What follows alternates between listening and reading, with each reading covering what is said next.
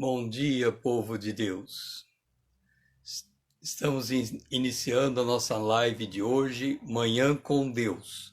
Vamos passar por 6 estações no Tabernáculo de Moisés por 1 hora. 10 minutos em cada estação e estaremos orando. Hoje, mais uma vez, estou tendo problema com o meu visor. Não estou conseguindo ligar ele. Vou ter que fazer um ajuste aqui e trocar o visor.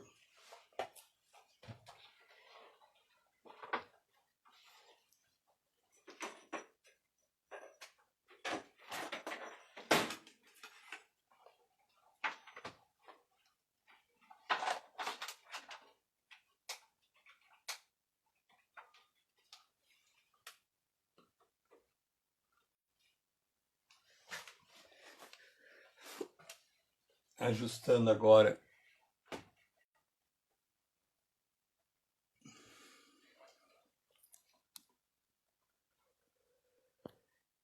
Vamos então iniciarmos a nossa live de hoje. Hoje nós estamos na Manhã com Deus, entrando na Arca da Aliança. Ainda não dá para ver bem, deixa eu me organizar aqui.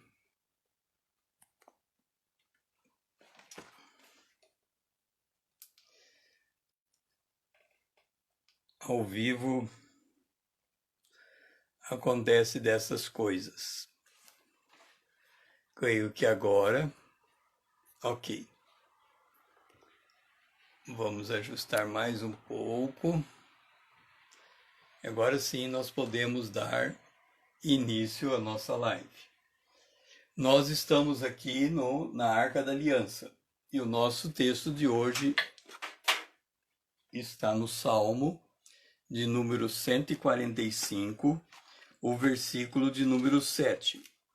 Salmo 145, o versículo de número 7. Diz assim: Grande é o Senhor nosso Deus, muito poderoso. O seu entendimento não pode medir. Grande é o nosso Deus. Salmo 147, o versículo 5. Grande é o Senhor nosso e muito poderoso. O seu entendimento não se pode medir. Quando nós consideramos a grandeza de Deus, nós temos que considerar, primeiro, a grandeza de Deus em todos os aspectos da sua criação. Desde que ele fez a terra e tudo que nele contém, nós vemos quão magnífico é a criação de Deus. Observe uma coisa: o universo tem uma área de 98 bilhões de anos-luzes. Se nós considerarmos a idade do universo, nós temos 13,5 bilhões de anos-luzes. Isso significa que para nós percorrermos todo o universo, que são 98 bilhões de anos-luzes, nós teríamos que ter um tempo 7 vezes maior do que todo o tempo da existência do universo. O universo tem 13,5 bilhões de anos-luzes. Para percorrer o universo, nós precisaríamos 7 vezes esse tempo. O que é a vida eterna? A vida eterna é o tempo necessário para conhecermos quem Deus é. Imagina só a coisa criada. Imagine você entrando na eternidade, começando hoje. Você vai levar 98 bilhões de anos só para percorrer o universo criado de Deus. Isso é 7 vezes mais o tempo da existência do universo.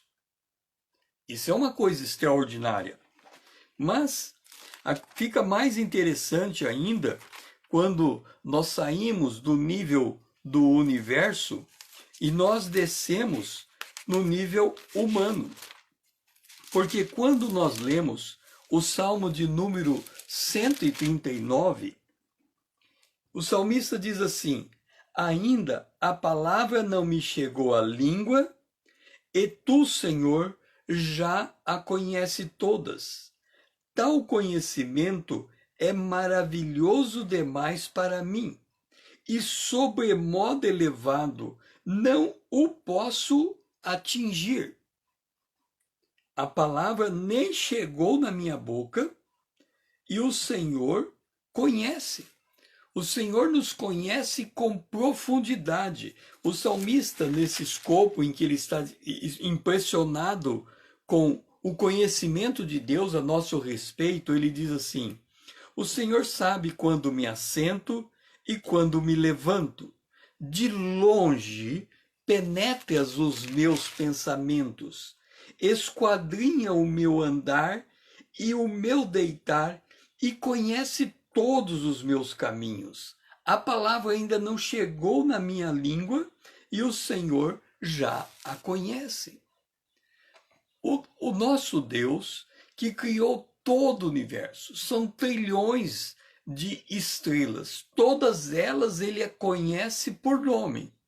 Ele conhece também todos os nossos caminhos. Deixa eu dizer para você o que é um caminho na Bíblia. Caminho é começo, meio e fim. Por exemplo, se você diz assim: hoje eu vou tomar o meu café da manhã, e você vai lá e toma o teu café da manhã, e você diz: eu terminei de tomar o meu café da manhã, isso é um caminho. Se você diz assim,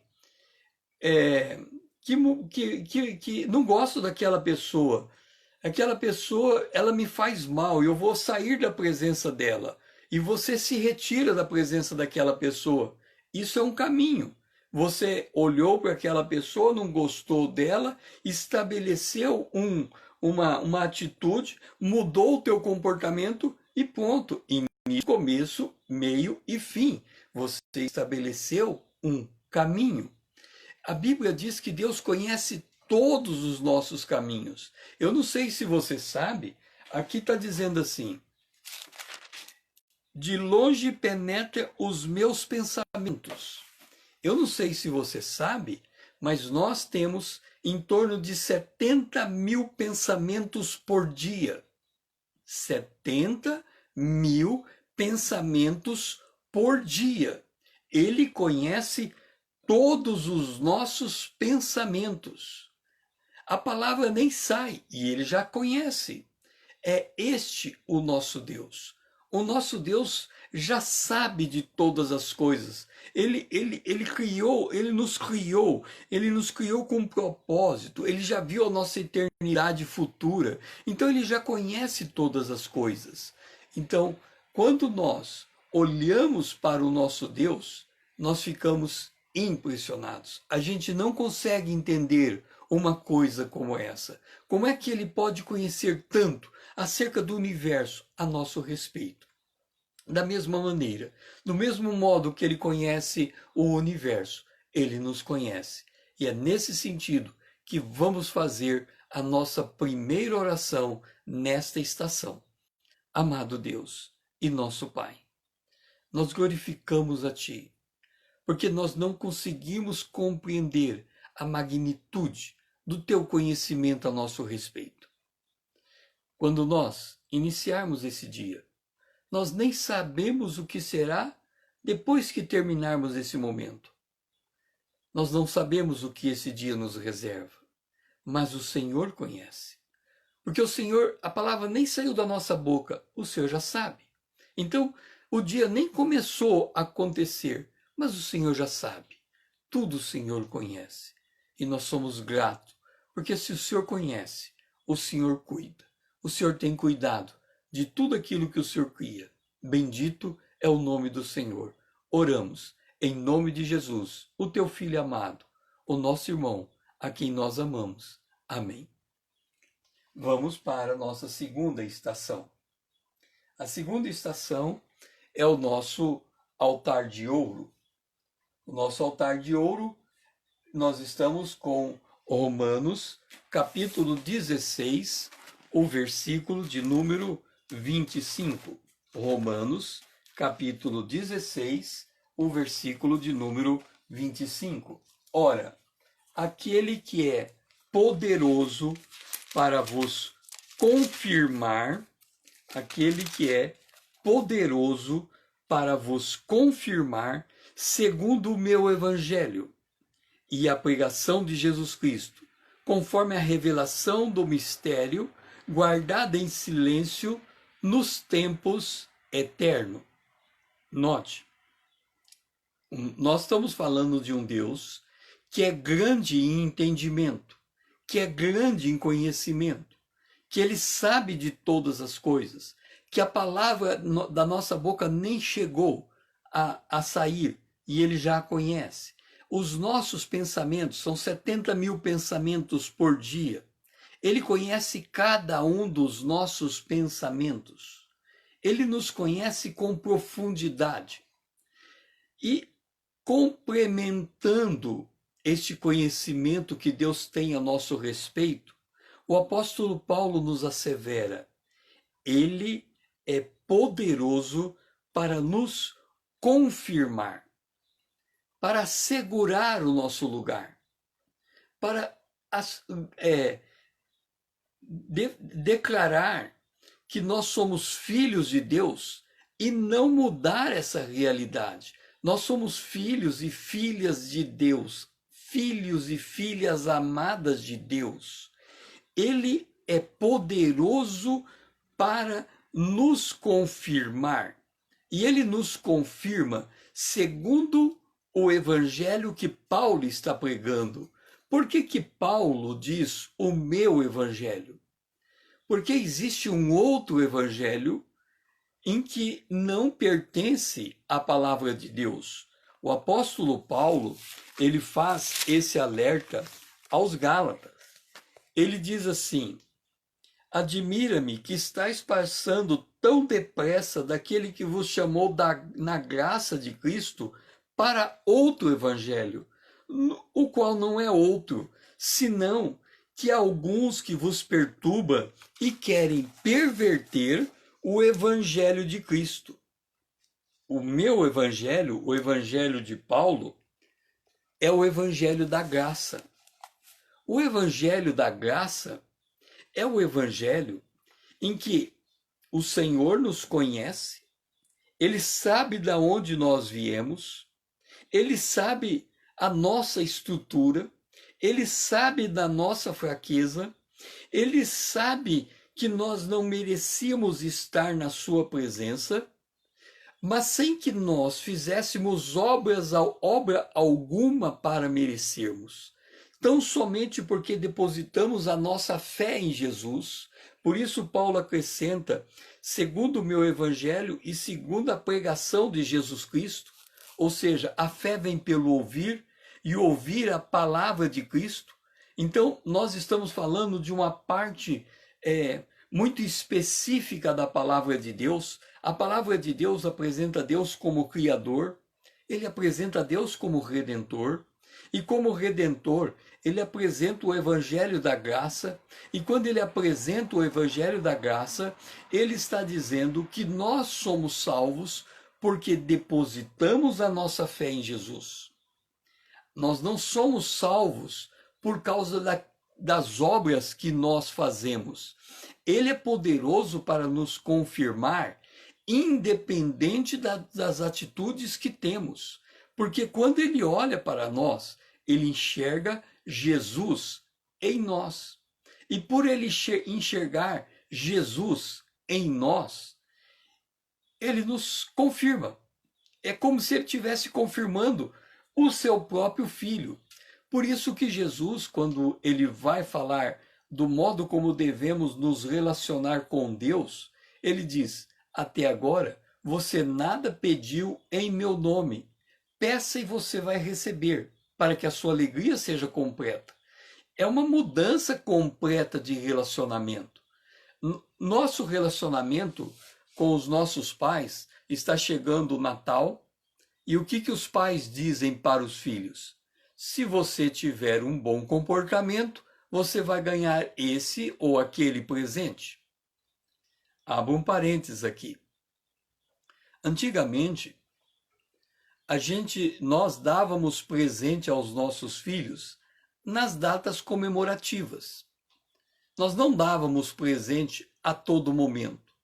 Hoje, uma criança, e quando a gente dava presente, o presente era algo que a gente ia receber sem saber o que era. A gente escolhia uma lista, tinha uma lista bem grande, a gente escolhia aquela lista, e o pai ia até a loja de brinquedo, comprava um daqueles presentes, podia até não comprar, e nós ficávamos na expectativa de saber qual daqueles da lista nós iríamos ganhar. E se a gente ganhasse um e não o outro, a gente ficava esperando o próximo evento, a próxima festividade, para que nós pudéssemos ganhar o próximo presente. Hoje, os pais vão na loja com os filhos, são os filhos que escolhem os presentes, eles não têm a decepção de uma lista daquilo que fica para trás, eles escolhem o presente no dia que eles querem, não é um dia especial, a qualquer dia que eles entram no shopping, eles já vão escolhendo o presente, já sai com o presente, se o pai não correr para pagar, é quase que ele sai com o presente da loja sem que isso seja pago. Então, está se perdendo alguma coisa aí. Nós estamos falando de um Deus que nos conhece com profundidade. Mas é um Deus que, primeiro, ele nos dá a salvação, ele nos deu a salvação. Então, nós já temos todas as coisas. E porque nós temos todas as coisas, nós falamos ontem que ele nos deu tudo que é concernente à vida e à piedade. Pedro nos ensina acerca disso. Paulo diz que ele nos deu todas as bênçãos espirituais em Cristo Jesus. Então, o pacote veio completo. Quando o Espírito entrou em nós, o pacote veio completo. Nós estamos no altar de ouro, porque nesse lugar é o lugar que nós reconhecemos a nossa identidade. Identidade não depende de nada mais. A nossa identidade depende tão somente do fato de que Jesus é o Filho de Deus, que morreu pelos nossos pecados, ressuscitou para nos justificar. Quando nós o reconhecemos, nós fomos justificados, tornados justos e santos, e, além de tornar justos e santos, nós fomos regenerados. O Espírito Santo passou a habitar dentro de nós. Isto é o significado de estarmos no altar de ouro, reconhecendo que o Senhor é aquele que nos confirma, segundo o Evangelho, é aquele que nos confirma, segundo a pregação de Jesus Cristo, conforme o mistério há muito revelado. Esse mistério é a igreja, e nós somos membros do corpo de Cristo, e é nesse sentido em que nós vamos fazer a nossa oração nesse momento. Pai, nós estamos diante de Ti no altar de ouro, porque reconhecemos que o Senhor é poderoso para confirmar a nossa identidade. A nossa identidade não depende de nada do que fazemos ou deixamos de fazer, mas depende tão somente do fato de que somos filhos e filhas amados por Deus e de Deus. Depende tão somente do fato que recebemos Jesus como Senhor e Salvador, e nesse dia fomos declarados em poder filhos e filhas amados de Deus. Nós glorificamos a Ti, porque nesse momento podemos reconhecer a nossa verdadeira identidade. E reconhecida a nossa identidade, não nos falta nada. Tudo nos é dado no conjunto dessa identidade que possuímos diante de Ti. Nós somos gratos a Ti e oramos em nome de Jesus, o Teu Filho amado, a quem nós amamos, o nosso irmão amado. Amém. Nós vamos agora para o nosso café da manhã. Nós não sabemos qual momento é o melhor quando fazemos as estações do tabernáculo de Moisés. Sabemos que temos que passar pela Arca da Aliança para ali nós reconhecermos quem Deus é. No altar de ouro, nós reconhecemos quem nós somos. Sabendo quem Deus é e quem nós somos, podemos sentar na mesa dos pães. E na mesa dos pães, nós estamos em João, no capítulo 17, no versículo de número 11, que se alinha com tudo aquilo que nós estamos passando. E diz assim, João, capítulo 17, o versículo de número 11. Já não estou no mundo, mas eles continuam no mundo, ao passo que eu vou para junto de ti, Pai Santo. Guarda-os em teu nome, que me deste, para que eles sejam um, assim como nós. Olha o nosso café da manhã. O que está sendo servido para nos alimentar nesse momento. Jesus está dizendo, eu já não estou no mundo, mas eles continuam no mundo. Onde é que Jesus está? Nós temos que, às vezes a gente se perde nessa noção de onde Jesus está. Jesus diz assim, eis que eu estou convosco todos os dias, até a consumação dos séculos. É fato que Jesus está conosco. Mas aonde Jesus está? Porque Jesus, ele está em um lugar muito específico. Como que nós sabemos aonde Jesus está? Ele diz que ele não está mais no mundo, mas que nós estamos no mundo. Então vamos entender aonde Jesus está. Hebreus capítulo 1, fala da onde ele está. E diz assim, ora, a qual verso 13, capítulo 1, ora, a qual dos anjos jamais disse, assenta-te à minha direita, até que eu ponha os teus inimigos por estrados dos teus pés. Jesus está à direita do trono de Deus. Aonde está o trono de Deus? O trono de Deus está no terceiro céu. Aonde é o terceiro céu? É fora da esfera criada, da esfera material criada, porque Deus criou as coisas visíveis e Deus criou as coisas invisíveis. As coisas invisíveis, o terceiro céu, é o lugar espiritual da criação. Lá está o trono de Deus e lá estão os anjos no entorno de Deus. Os anjos que estão no entorno de Deus são seres criados por Deus. Colossenses capítulo 1 fala que Deus criou as coisas visíveis, todo o universo que é possível ser pesquisado pela ciência, e as coisas invisíveis. Os céus dos céus pertencem às coisas invisíveis.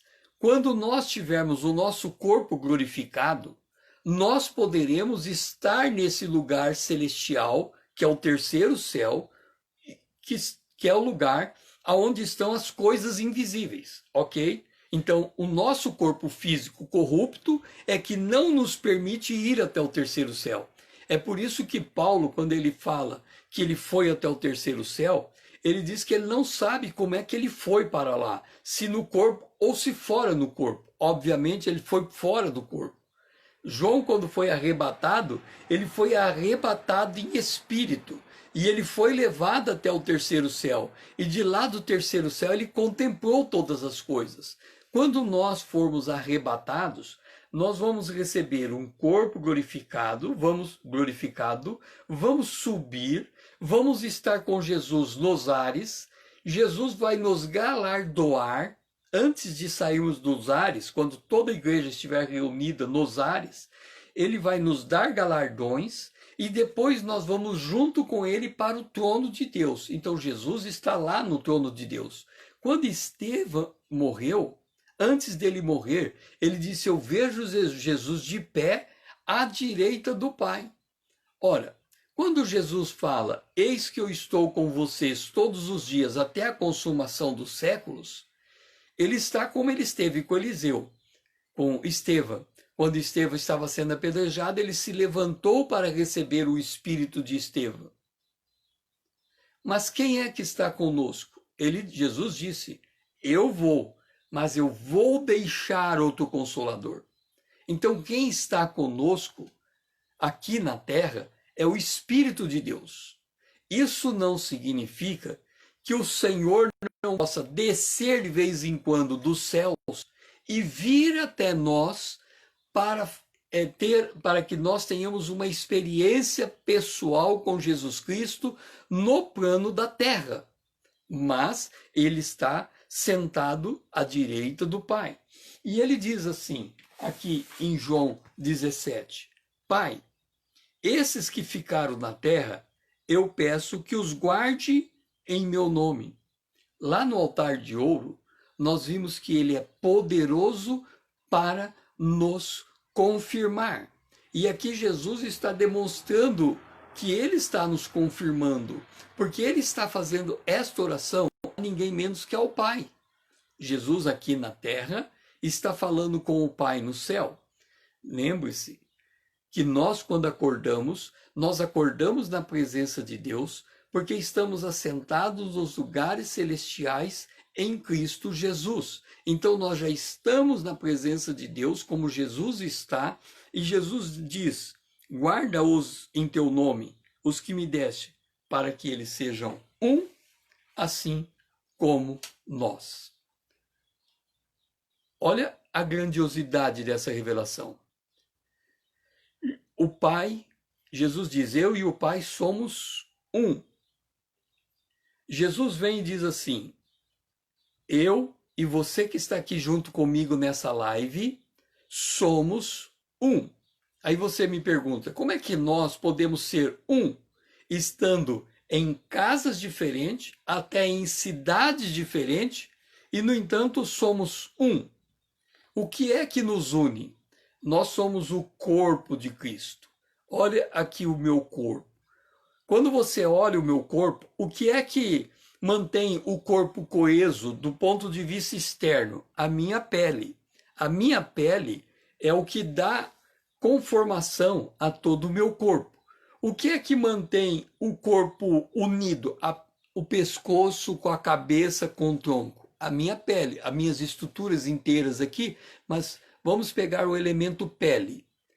Ora, a minha pele está em todo o meu corpo. O que é que está no corpo de Cristo que está comigo e que está com você? O Espírito Santo de Deus. É o Espírito Santo que nos dá essa unidade. Então, quando Jesus disse que eles sejam um, como eu sou um contigo, o Pai está aqui, o Filho está aqui. O que é que une o Pai com o Filho? O Espírito Santo. O Espírito procede do Pai, vai até o Filho, declara ao Filho que o Pai o ama, e o Filho retorna essa resposta de amor ao Pai. Então o Espírito é um fluxo incessante de movimento, e o Espírito é derramado sobre nós como um fluxo incessante de movimento, e cada um de nós temos o Espírito Santo, e isso nos faz sermos um, guardados por Deus. E é nesse sentido que nós vamos fazer a nossa oração nessa terceira estação, tomando o nosso café da manhã. Amado Deus e nosso Pai, nós glorificamos a Ti, Senhor, porque o Senhor nos guarda. Pai, quantas coisas precisam ser guardadas ao longo desse dia? O Senhor lá no Jardim do Éden pediu para Adão guardar o jardim. E o Senhor está falando que o Senhor está nos guardando. O Senhor está guardando o nosso espírito. O Senhor está guardando os nossos pensamentos. O Senhor está guardando as nossas palavras. O Senhor está guardando as nossas atitudes. O Senhor está guardando, nos livrando de nossos inimigos. O Senhor está guardando, nos dando vitória nesse dia, não deixando a vitória nos escapar. O Senhor está nos guardando em cada experiência ao longo desse dia. E é por causa disso, por estarmos unidos contigo em um mesmo espírito, é que nós demonstramos a nossa gratidão nesse momento de oração. Nós oramos em nome de Jesus, o teu Filho amado, o nosso irmão amado, a quem nós amamos. Amém. Vamos então para a nossa quarta estação. A nossa quarta estação é o candelabro. O candelabro, nós estamos em João, capítulo 17, o versículo 3, que é o que vai se alinhar com tudo que temos colocado. O candelabro diz assim: e a vida eterna é esta, que te conheçam a ti, o único Deus verdadeiro, e a Jesus Cristo, a quem enviaste. A vida eterna é esta. Vamos tentar entender um pouco o que é vida.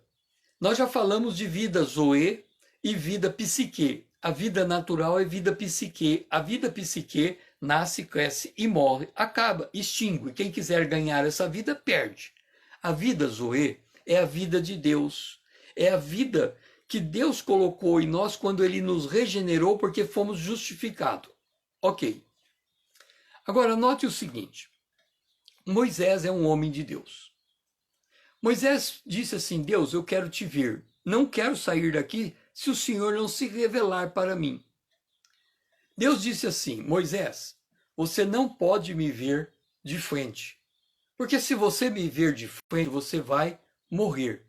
Você pode me ver de costa. Eu passando e você me olhando de costa. Então, Moisés está olhando aqui, mas eu não posso ver Deus. Então, Moisés falava com Deus cara a cara, certo? Então, olha, eu estou aqui e você está aí. Você está olhando de cara a cara. Se Deus está dizendo assim: Moisés, você tem que me ver de costa, para eu ver você de costa, como você está de frente para mim, você vem andando, toca nariz com nariz, passa aqui por mim e vai andando, vai embora. Eu estou olhando para cá e você está para lá. Se eu quiser continuar olhando para você, eu vou ter que fazer esse movimento e olhar para trás. Se eu estiver olhando para trás, eu estou olhando para o passado. Se eu olho para frente, eu estou olhando para o futuro. Deus disse a Moisés: você não pode me ver olhando para o futuro. Por que ele não poderia ver Deus olhando para o futuro? Porque se ele fizesse isso, ele iria morrer. Porque Moisés, ele tinha um ministério na terra. Paulo disse: eu não sei o que eu escolho. Se eu vou, estou com Cristo. Se eu fico, eu ministro o evangelho a vocês. Da mesma maneira, Moisés estava num dado momento que ele simplesmente não podia ir embora. Ele tinha que continuar junto com o povo, mas ele queria Deus com ele. Então Deus falou: olha, não tem como você me conhecer olhando para frente e fazer as coisas que você está fazendo aqui na terra. Se você quiser me conhecer olhando para frente, você precisa morrer. Por quê? Se depois da morte vem a ressurreição, significa que nós, a partir da ressurreição, entramos na eternidade. Se nós entramos na eternidade, significa que nós temos a eternidade para conhecer a Deus. Se nós olhamos para trás, podemos conhecer Deus. Por quê? Olha a nossa vida. No meu caso, eu tenho 59 anos. Eu já vivi 59 anos. Se eu olhar para trás, eu posso escrever a minha vida em um livro. Por quê? Porque mesmo que eu leve 59, eu escreva 59 mil páginas, 1000 páginas para cada ano, ainda assim, a minha vida é finita. Ela já passou, ela já aconteceu, esses 59 anos já acabou. Então eu posso olhar para trás e identificar Deus, porque eu não preciso da eternidade para isso. Eu tenho um espaço finito já percorrido. Agora, se eu olho para frente, para o futuro, eu preciso da vida eterna para conhecer Deus. Entenda uma coisa. Quando nós tivermos o nosso corpo glorificado, nós vamos saber tudo o que já passou. Se nós chegarmos lá no... Lembra que numa live anterior, eu disse assim, quando nós formos arrebatados e ressuscitados, haverá milhões e milhões de nós lá no céu. É muita gente. Então eu digo assim, quando você vai a um evento, você chega lá e está escrito assim, a primeira, segunda e terceira fileira, reservado para autoridades. Você não pode sentar naqueles lugares reservados para autoridade, porque se você fizer isso, alguém vai te tirar de lá. Ok. Então, depois da quarta fileira, é o lugar para o público, para o povo, ok? Se você for no céu, provavelmente vai ser alguma coisa assim, vai ter um lugar reservado às autoridades. Jesus disse que a gente não deve buscar sentar nos primeiros lugares, então tem um lugar reservado às autoridades. Mas depois de um determinado espaço, tem um lugar que não está reservado às autoridades. Se você quiser me encontrar no céu, me procure na terceira fileira, no terceiro banco, no terceiro trono. Eu vou estar sentado lá, porque se aquele lugar não é reservado às autoridades, e como ninguém teve a ideia de escolher um lugar, porque a gente sempre vai no lugar, chega mais cedo e reserva o lugar. Como ninguém teve a ideia de reservar um lugar, eu já reservei o meu lugar. Terceira fila, terceiro banco, terceiro trono. Por que eu escolhi terceira fila, terceiro trono? Por causa de Daniel. Daniel era o terceiro no reino. Ora, se Daniel é o terceiro no reino, eu já fico contente de estar na mesma posição de Daniel. Então, estando na terceira fila, no terceiro banco, já estou satisfeito. Ok. Então, se eu encontrar Abraão, eu vou saber quem é Abraão. Agora, eu não vou saber da história de Abraão, ele vai ter que contar a história dele para mim. Eu vou pegar os livros, porque é o livro da vida, e vai dar o relato de todas as histórias. Então eu vou poder ler a história de Abraão, lá no livro da vida, chamar Abraão e pedir confirmação. Agora, para conhecer Deus, eu preciso ter uma eternidade de vida à disposição. Todos os dias eu vou estar aprendendo uma coisa nova diante de Deus. Imagine você, Deus fala assim, eu quero que você vá conhecer o espaço sideral, o Sol é uma estrela de quinta grandeza. Eu quero que você conheça uma estrela de quarta grandeza. Imagina quanto tempo nós vamos precisar só para conhecer essa estrela. Talvez nós vamos precisar só naquela estrela lá uns 40 bilhões de anos. É muito mais anos do que os anos que nós temos de existência do universo. Então, quando terminarmos ali, nós precisamos, é por isso que nós precisamos da eternidade. Porque é somente dentro da eternidade que nós teremos o tempo hábil para crescermos no conhecimento de Deus. E é nisso nós estamos no candelabro, nós estamos nesse momento na nossa quarta estação, e nós vamos fazer a nossa oração nesse sentido. Pai, eu te dou graças, porque o Senhor já nos deu a vida eterna. Porque a nossa ligeira e momentânea tribulação de hoje não é nada comparada com as coisas vindouras. E nós, Senhor, estamos aqui para aprender de ti. O Senhor disse que era para chegar a ti todo que estava cansado e oprimido, e o Senhor aliviaria. Mas o Senhor também disse: aprendei de mim que sou manso e humilde de coração. Dá-nos, Senhor, esse coração apto a aprender, desejoso de aprender. Que nós possamos entender que aprender é a essência da nossa existência. Que nós vamos passar a eternidade aprendendo. Que haja disposição nossa para aprender desde o dia de hoje e por todos os dias da nossa vida, e entrando a eternidade adentro, que continuemos aprendendo de ti, nosso Pai amado. Nós oramos em nome de Jesus, o teu Filho amado, a quem nós amamos. Amém. Vamos agora para a nossa quinta estação. A nossa quinta estação está em João, capítulo 15, o versículo 2. Lembra que a quinta estação, João, capítulo 15, o versículo 2, aliás, desculpe, lembra que quando nós saímos do lugar santo e entramos no pátio, nós já estamos em nosso corpo, porque quando estamos no lugar santíssimo, nós estamos em espírito na presença de Deus. Quando estamos no lugar santo, é a nossa alma na presença de Deus. E agora que a gente está no pátio, é o nosso corpo na presença de Deus.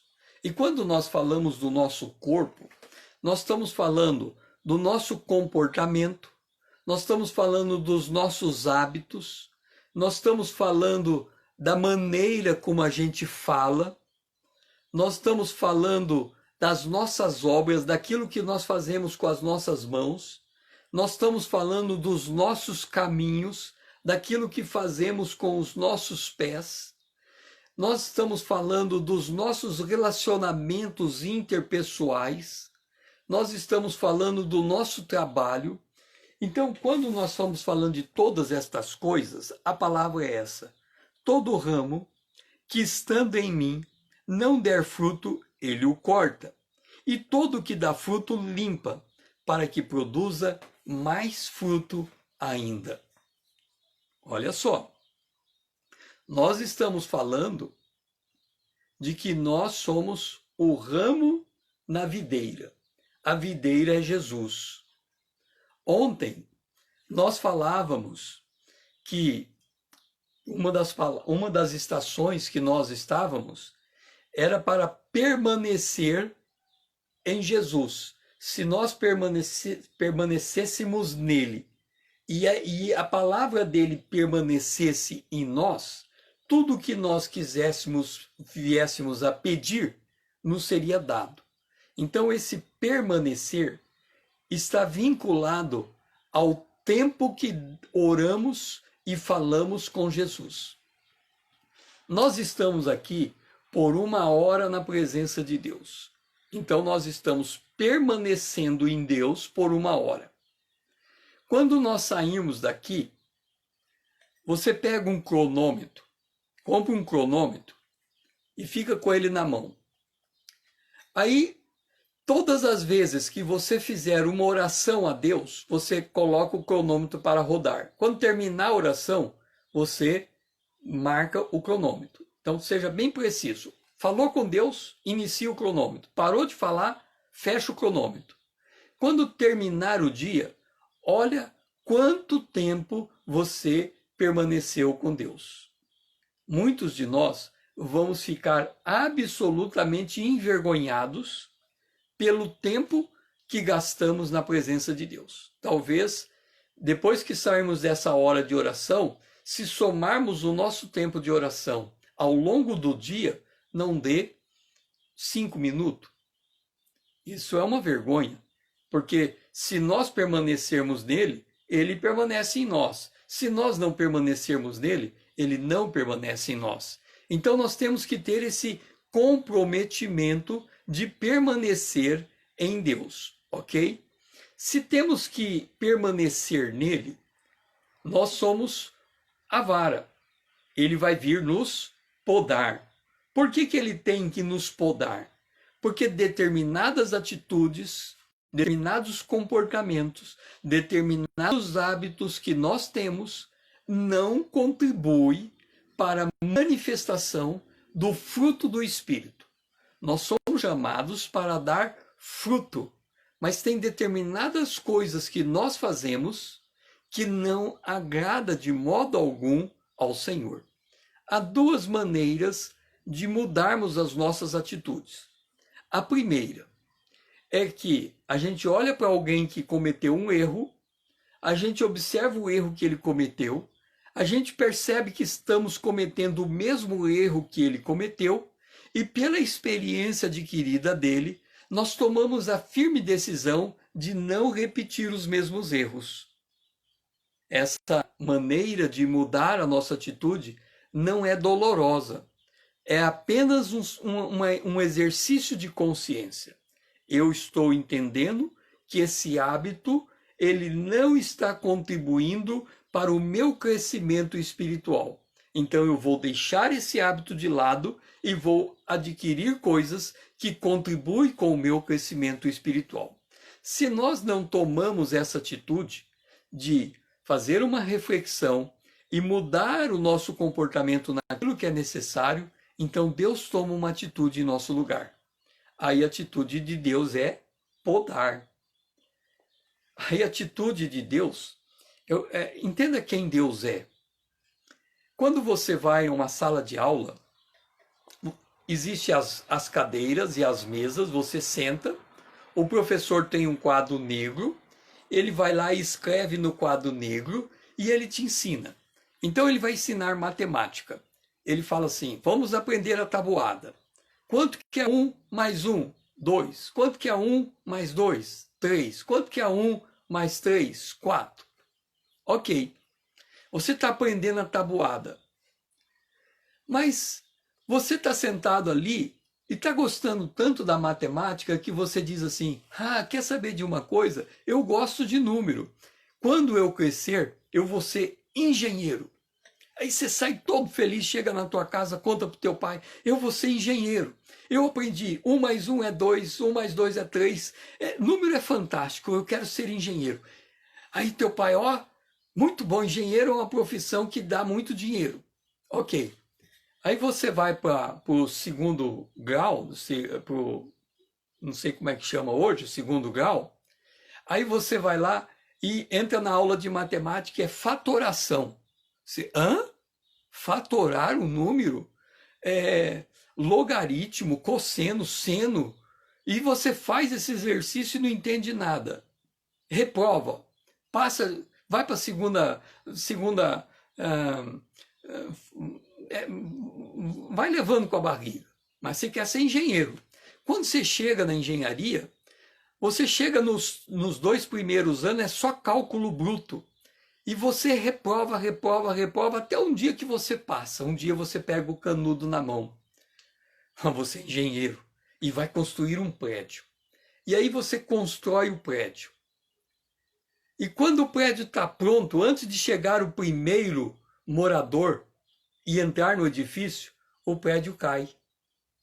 Porque você errou no cálculo da fundação. Deus é esse que ensina através daquilo que a gente faz.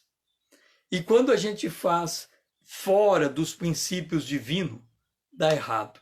E quando dá errado, é Deus usando a própria vida para nos ensinar uma lição. Esse engenheiro que deixou cair o prédio, ele vai falar assim, graças a Deus o prédio caiu sem machucar ninguém. Foi antes do primeiro morador chegar. Mas no próximo prédio eu vou ter que estudar 10 vezes mais o cálculo para conseguir fazer um prédio que não caia.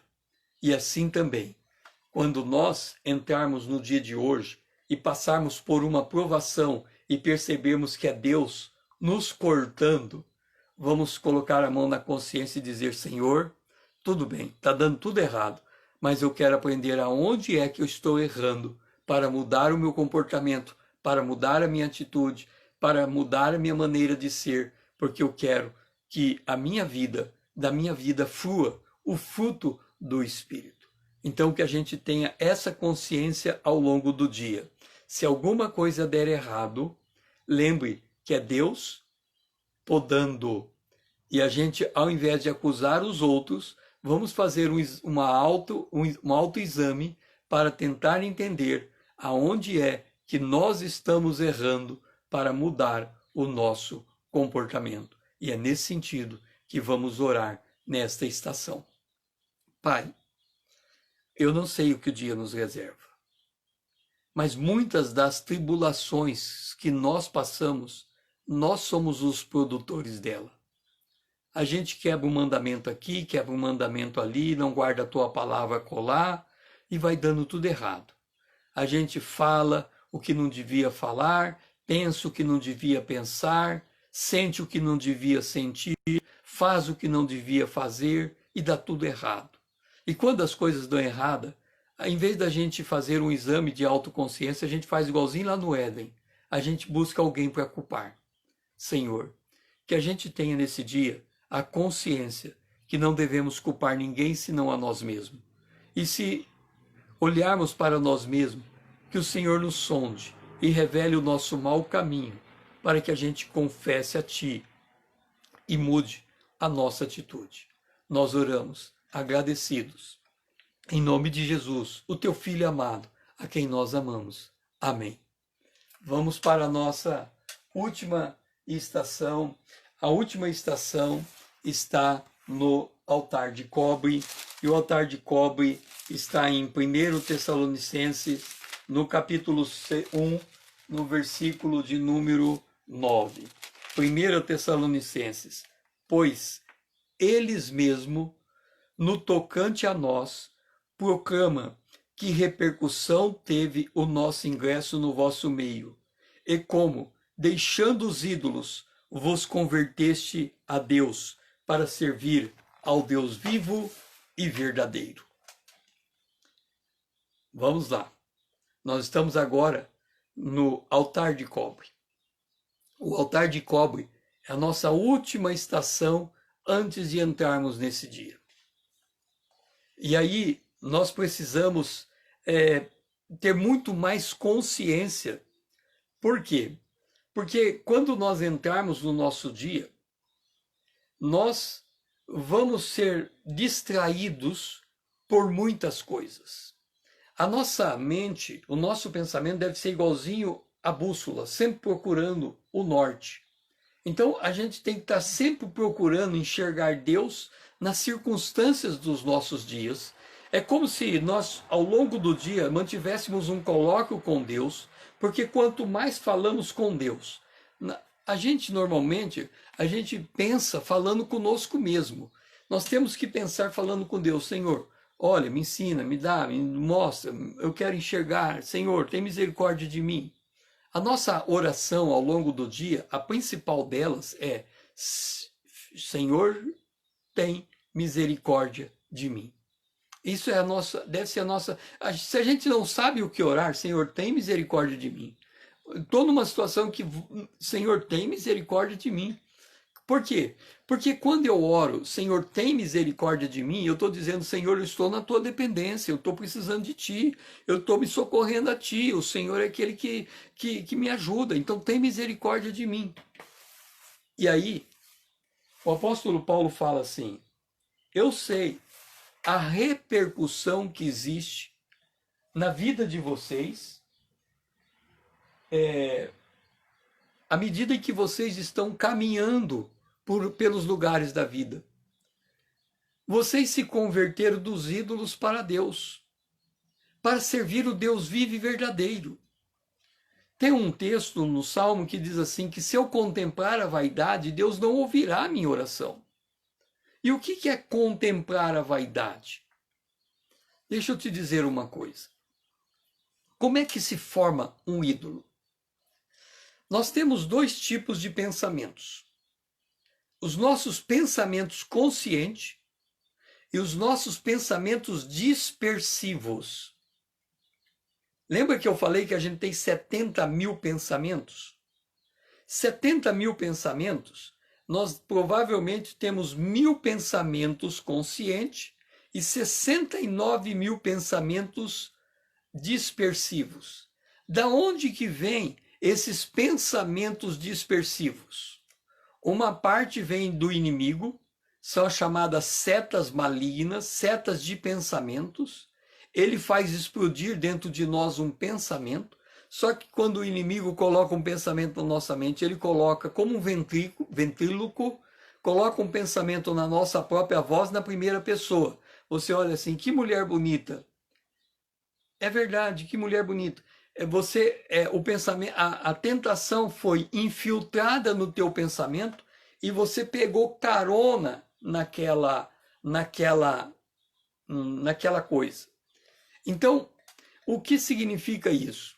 O pensamento dispersivo, ele procura alguma coisa para se apegar. Então, aqui tem uma xícara. Imagine que nessa xícara tem o café. Como está cheirando bem esse café? Esse café está numa coloração própria de café.